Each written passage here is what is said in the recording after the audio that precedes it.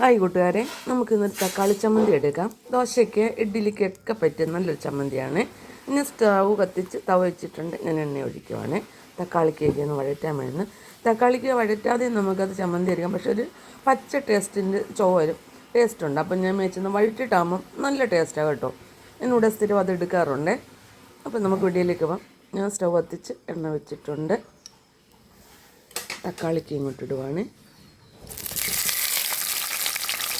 4 തക്കാളിക്ക്, ചെറിയ തക്കാളിക്ക്, കൊച്ചുള്ളി, ചുവന്നുള്ളി, ഒരു 4 വറ്റൽമുളക്. നമ്മുടെ കടു വറക്കുന്ന മുളകല്ല, നമ്മൾ പൊടിപ്പിക്കത്തില്ലേ ആ മുളക്, മറ്റേ ഭയങ്കര എരിവായിരിക്കും ഇതൊക്കെ.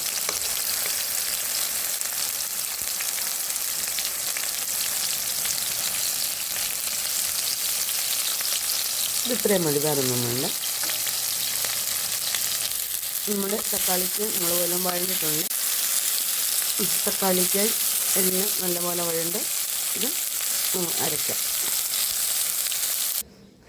ഞാൻ അതേ തവയ്ക്കകത്ത് തന്നെയാണ് കടുക് വറുക്കുന്നത്. ലേശം എണ്ണയും കൂടെ ഒഴിക്കുകയാണ്.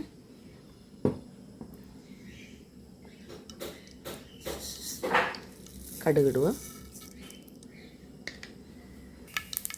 വറ്റൽമുളക്, കറിവേപ്പില,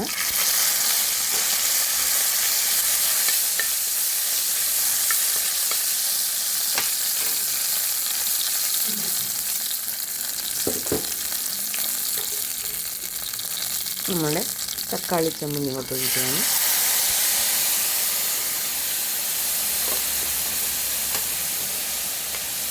ഉപ്പിട്ടായിരുന്നു കേട്ടോ, നല്ല ചമ്മന്തിയാണ്.